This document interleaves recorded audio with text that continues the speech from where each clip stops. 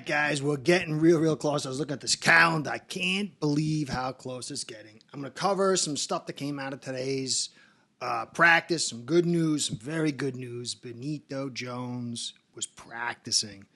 Big time stuff for us. The Jags, they've got a solid run game, and Etienne is a physical runner inside, and you need bodies. I don't like Campbell inside. I definitely don't like him inside. Don't like Sealer inside as much as I do outside. And so Benito and Peely with occasional dash on pass downs of maybe a Campbell and Sealer's very good news for us. So I'm going to get into some of the news. I just had to get that off my chest because it was like a big worry. And then I did some digging. I've got some very interesting stuff that I dug up on the Dolphins that pertain to the season and some other stuff, and just a general roundup. So that will be the whole kit and caboodle. Tomorrow night, 10 p.m. Eastern time, Steve Malloy from Real Talk Fins Talk is going to come by on the live. We're going to talk about the Dolphins. He and I, you guys get in there, the whole thing. So definitely stop by. Please, if you haven't checked out Bobby Schaus on my dive bar interview, please check that out as well. Also, I know that this thing is a competitive thing. Everyone's fighting for this little space. And I think sometimes certain guys, they jockey to block other people and create power pools and stuff like that. I just can't do that. I believe in supporting good information for you guys.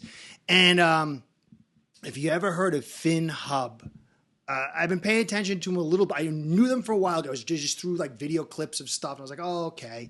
But the last couple of months, they've been doing like a talk series with the two guys. I think they're twins. I don't know. Nice guys, man. Nice guys. They do some talk, but it has this flavor of inside NFL. And I think they're doing some real good stuff. It's kind of like what I wanted to do, but I talked to myself wasn't easy. I think they're a real good channel. Please check them out as well. So that's the whole thing. I want to get into this a little quick stuff here. Now, you'll see this graphic. This is the 22 draft. Pickett, Riddler, Willis, Corral, Zapp, Howe. I can't see the other guy's name. Chris something, Thompson, and Purdy. Now, you'd figure the way it's played out, it would be kind of almost flipped. Purdy was the last guy picked. Skyler is now our primary backup. The rest of the guys, they've been traded. They're on the fly. And I'm showing you this because, some people say, did we overpay for Tua? Is Tua good enough? It is so hard to find a quarterback.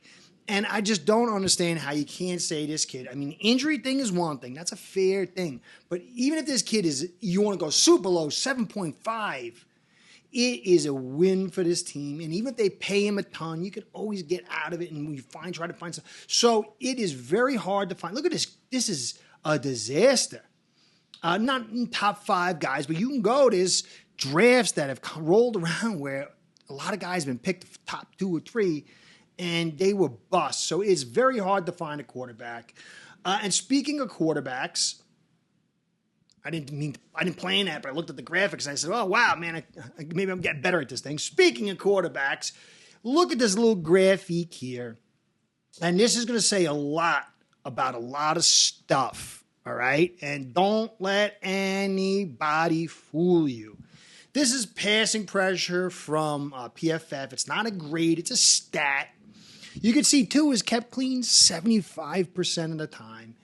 His completion percentage was just about 77, which is insane. And the time to throw is an insane 2.08. I've shown that Brady in 21, I guess it was, he had 80% clean dropback percentage, and the time to throw was like 2.12. But the depth was like 6.6, and then last year we were like low 7s. So 2 out surpassed that. This offense is doing something special. But then when you look down below, you see when blitzed, 22.3 drop percent of the time. He completed 68.5, and very bad is the 2.07 time to throw. It was getting in like poop through a goose. Now, if McDaniel and Tua There's a variety of ways they could do it with all the extra leverage. We just signed Robbie Anderson. I'll get into that. But all that speed creates leverage and pushes guys off. And if you can get the blocking you need with less guys coming in to help and get more guys into routes, you might start getting some blitzing. You might be able to get that time to throw up. So if Tua's blue box category is that good and the red is that bad, like you want guys, Josh Allen's best season was when he was blitzed through the roof. It was like 20 times more than anybody else in the league. Blitzing can be bad, but if you have the right offense and the right quarterback, it could be a very good thing. And he was the least blitzed quarterback in the league, had the lowest time to throw when blitzed, only guy with less than his clean time to throw and the quickest clean time to throw. You want to throw the football fast. It's beautiful, but there are times when you got to stop, dial it up, and let it go a little bit longer into the routes, get more guys into routes. And you want to do stuff like that to force them to blitz because they can't stop you. They can't get to you long enough because the cleaner the quarterback is for the longer period of time, the more likely he's going to complete that pass for a bigger play. And so these are three areas that if they improve, you could see those exceptional stats go higher, and it could do a lot to offset this offensive line thing. Now, oh yeah, I'm doing it again, man. I'm getting good. All right, so speaking of offensive line, people say, the 49ers, they believe in not having, a quality offensive line like the Dolphins. Well, let's look at last year's Super Bowl attendees in the 49ers. Really, really good team. More talent than us. Not in the same areas, but super talented team, guys. If Williams is seriously about holding out, I have no reason to believe otherwise. The 49ers have a serious issue on our hands. Yes, they played without Williams before, but the Niners are 3-6 with him out of the lineup in the past 4 years. This has been a very successful team, and the anchor of a Hall of Fame who's better than Tehran, who's got a better health history than my man Tehran. I hate to say it, but it's the truth. If they're going 3-6 and they go to a subpar team just by pulling out the one Hall of Fame tackle because the rest of the guys are blah, blah, blah, what does that say for us? Obviously, you could say Tua is better. You could say the skills are better, but they've had some pretty good skills. They got some pretty good talent on that offensive line, unbelievable tight end. And so this shows the value of the offensive line, how one guy can alter the landscape of an entire team, and it doesn't have to be a skill. Okay, so speaking of offensive line, man, I got to remember to do this more often. To me, Austin Jackson, I thought he stepped up last year. I thought the I'm sorry, Austin Jackson thing was way overblown, okay? But we'll see. This year, and I did a little graphic here. You can see. I'll put it full up, so you don't see me because it's a big detailed graphic. But if you go down, you'll see that there was a very, very small sample size of Jackson not playing with either Connor or Hunt, and it were his 3 worst pass protection games. Now, there's a lot that goes into this. He was dinged. It's a very small sample size. You can look through the rest of this graphic and kind of trying to find some stuff. I'm not saying I got all the answers. I hope some of you guys that are really into it go look and say, hey, Curtis, you're wrong about that. You're right about that. How did you see that? But I thought it was a very interesting graphic because, guys, the offensive line is about chemistry. It's about working next to a guy. The relationship, as Mike McDaniel talked about, is big, but it's also the talent level. And when you're the right tackle attached to Connor and Hunt inside, it's totally different than if you've got Brewer and Eichenberg and Jones on the other side. Now, my point being is that Jackson will come in healthy. He's healthy. Jackson will come in another year of development. Jackson's getting paid about $11 to $12 million a year-ish.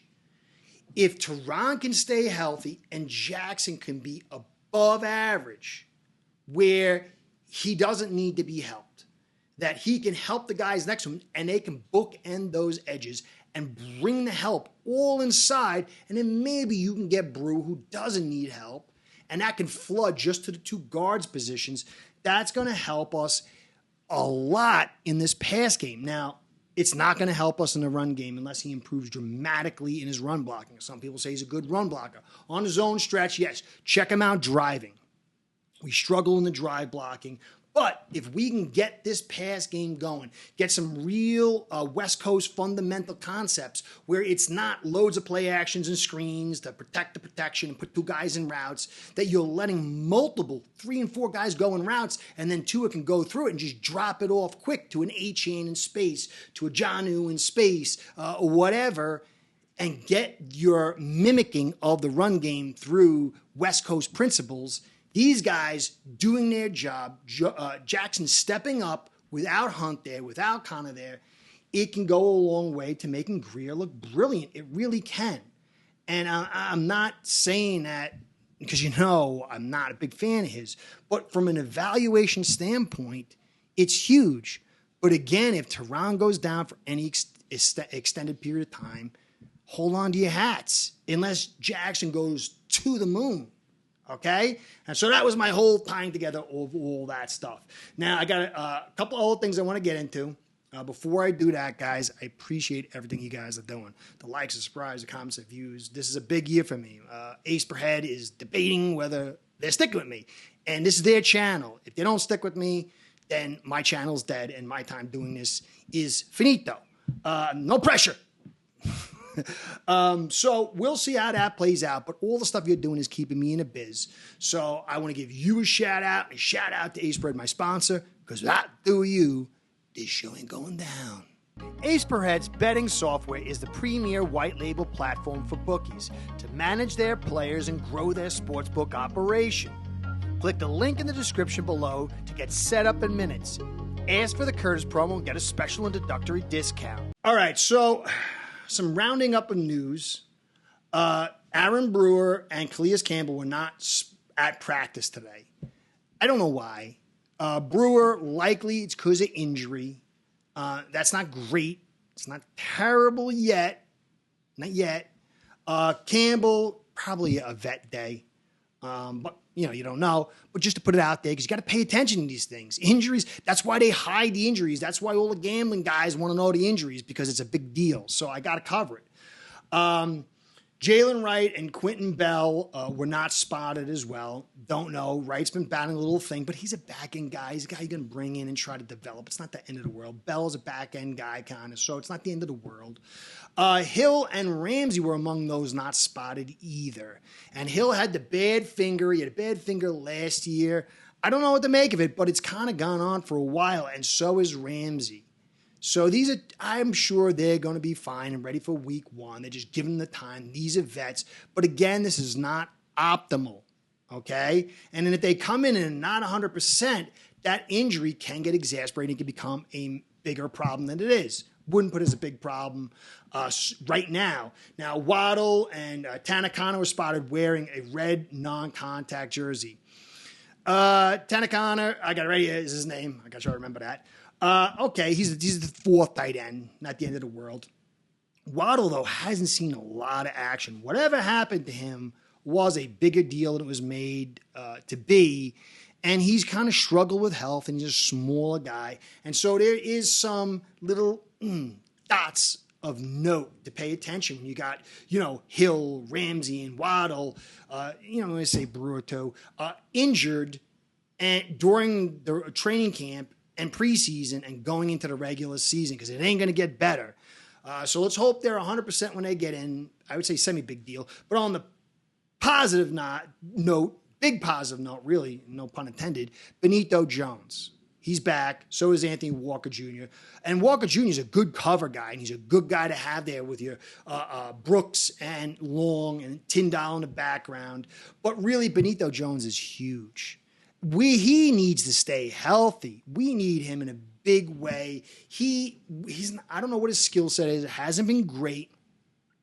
But you don't want Campbell and Seal having to take major snaps inside. It will stress the skill sets that should be playing 3, 4, and 5. So Benito and Peely being there is huge. Huge, huge, huge, huge.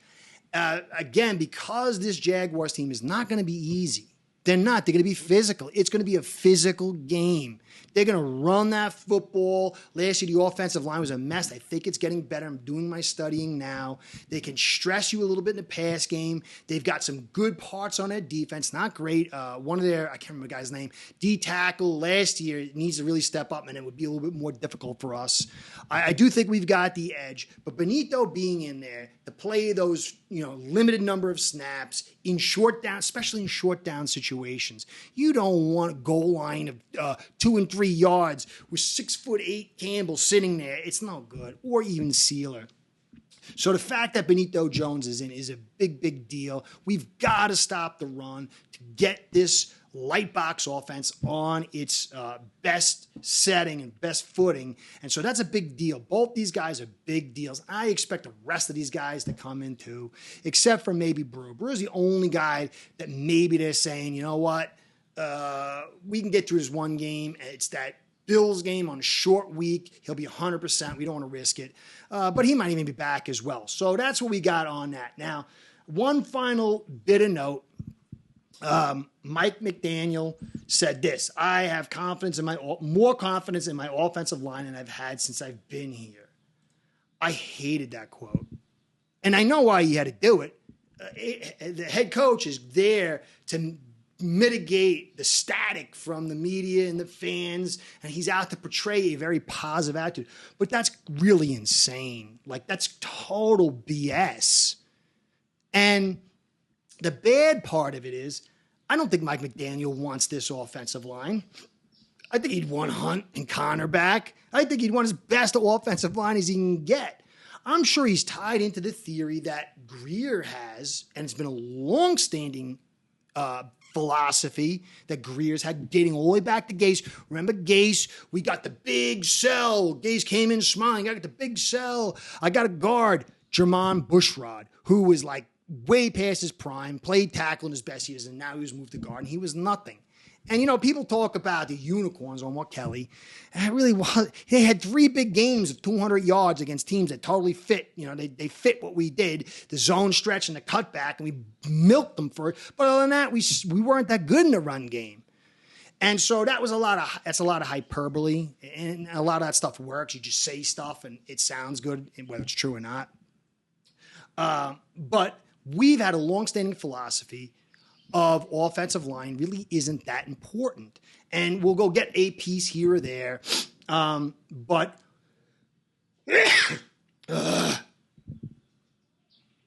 we'll get a piece here or there. But overall, we have taken a road less traveled. And this is the most crystalline, most committed to that offbeat philosophy that we've ever had. And so now Mike McDaniel, he's not in charge. Flores wasn't in charge. Grier is in charge. Ross is in charge. They set the roster. They have some input. But McDaniel has been given this thing, and he can pick a little here or there maybe. But this is Grier creating this philosophy, giving it to McDaniel and saying, here you go, make the best of it. And he's got to say, I am more happy now than ever. But my concern is twofold. This is like, the more he's saying that means the more he's probably concerned, because the higher you got to raise the rhetoric, you raise the rhetoric that high to hide something that's really critical. And then 2, he's getting equal attachment now with Grier, and he'll get equal blame when he shouldn't, because the majority of it is Chris Grier's philosophy, and Mike McDaniel's on a lower level. But now he's co-partners, and I am not a big fan of that. So I'm going to get out of here, but I got a little video I put up on the X Twitter thing. And there was 3 clips that as soon as I heard this and some statements from the other day that I had to string together. So I hope you enjoy. It's a good one. I hope it doesn't work out this way. But be well. Go Fins. Kurt's out. I think you guys are probably more worried than we are, in terms of, at the position depth at those spots you talked about. But at the end of the day, we added a good football player. We're happy. And like we said, the draft, it doesn't end with the draft. It's always interesting because Mike and I were talking about this the other day, that with the offensive line, how every year you guys are like, oh, we're not good enough, but then offensively we're pretty good offense the last 2 years, and a number of you guys have talked about how the guys have improved. Those guys on the offensive line have worked their tails off. We feel confident in them. The coaching staff believes in them, and Butch and Mike and Frank have done a great job, and Lem in helping those guys develop and work. And so I think the important thing is they all work together. To keep operating under that philosophy is really be like the definition of insanity, doing the same thing and really expecting a different result.